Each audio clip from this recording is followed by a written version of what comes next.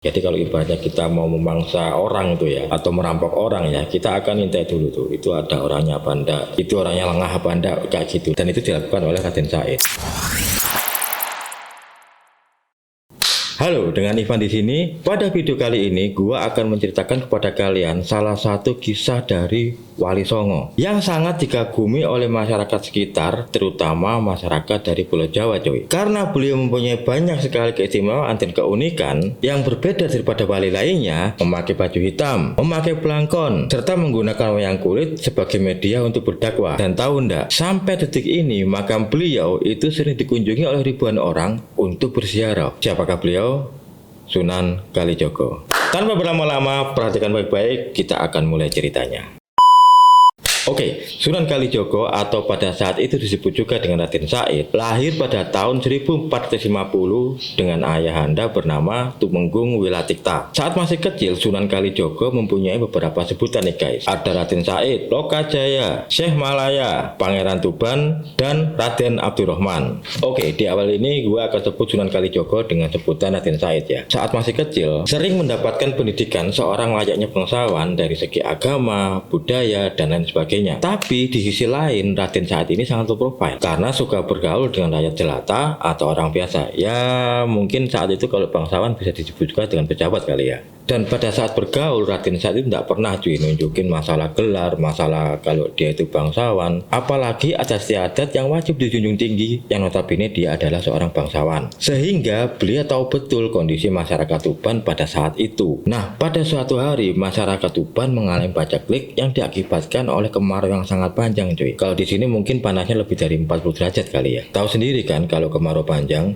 hasil bumi, air, sumber daya alam pasti serba kekurangan. Sedangkan masyarakat Tuban saat itu harus membayar pajak kepada Mojopahit. Kalian tahu kan Mojopahit? Kita akan bahas di video selanjutnya. Nah, karena rasa simpati Raden Said yang sangat tinggi, saat itu dia bingung cuy, merenung, memikirkan gimana caranya bisa membantu masyarakat Tuban pada saat itu. Disitulah akhirnya Raden Said merampok gudang kadipaten untuk dibagikan kepada rakyat kecil. Tentu saja masyarakat Tuban pada kaget dong, karena tiba-tiba ada bungkusan atau ada hasil bumi itu tepat di depan pintu rumah mereka. Dan uniknya ya, mereka tidak pernah tahu loh siapa yang membagikan hasil bumi tersebut, karena Raden Said melakukannya secara diam-diam dan tanpa diketahui oleh orang lain. Hal tersebut selalu dilakukan Raden Said setiap malam. Jadi kalau orang-orang itu lagi enak-enaknya tidur, dia akan melakukan ekspansi atau ibaratnya itu mengobrak-ngabrik gudang kadipaten untuk dibagikan kepada rakyat kecil. Nah, hingga pada suatu hari ketahuanlah Raden Said kalau dia sering mengambil hasil bumi yang ada di gudang kadipaten oleh kepala penjaga kadipaten. Otomatis menyebar dong, lalu sampailah berita itu kepada ayahnya yaitu Tumenggung Wilatikta. Marahlah ayahnya dan akhirnya menghukum Raden Said berupa hukuman di dalam kamar selama 1 bulan dan tidak boleh keluar cuy.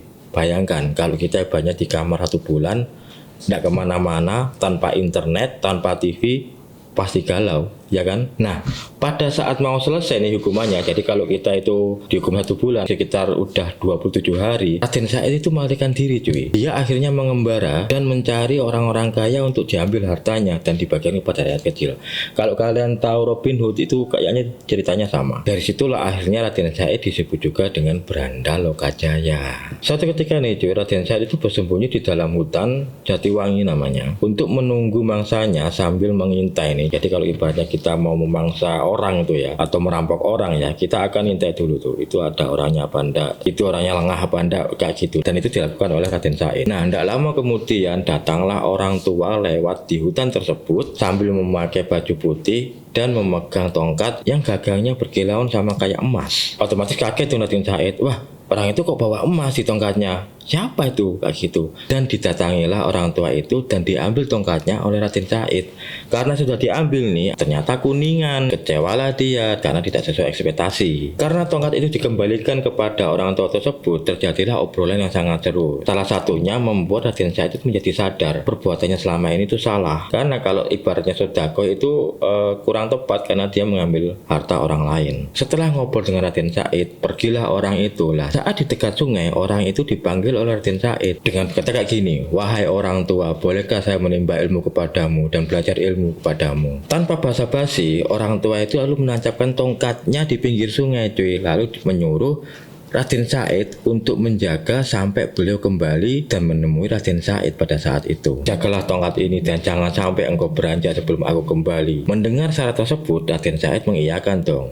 Masa gitu aja nggak bisa, cuma hanya menjaga tongkat. Nah, setelah ditunggu-tunggu, orang tua itu lama kembalinya cuy. Dia nggak kembali bahkan sampai 3 tahun. Di saat penantiannya Kanjeng Sunan Kalijogo itu, dia ingat terhadap salah satu riwayat yang ada dalam Al-Quran cuy, tentang pemuda yang meminta kepada Allah untuk ditidurkan di dalam gua kahfi agar bisa berdoa. Nah, akhirnya Raden Said berdoa hal yang sama agar bisa tertidur saat menjaga tongkat tersebut cuy. Setelah menunggu yang lama sampai sekitar 3 tahun, akhirnya orang tua tersebut datang dan membangunkan Raden Said yang pada saat itu sedang tertidur. Karena tawaduknya Raden Said untuk menjaga tongkat itu, Sunan Bonang akhirnya memberi nama kepada Raden Said menjadi Kalijogo, yang berarti menjaga sungai atau menjaga kali cuy. Nah, dari cerita di atas, coba deh bayangkan, kok bisa ya Sunan Kalijogo tertidur selama 3 tahun dan menjaga tongkat? Jangankan 3 tahun, lawan kita aja 1 hari nggak makan udah kayak kucing kelaparan. Wallahu alam, nggak ada yang nggak mungkin cuy. Bagaimana kalau menurut kalian? Komen aja di bawah, jangan lupa subscribe dan klik loncengnya, kita akan bahas cerita-cerita selanjutnya.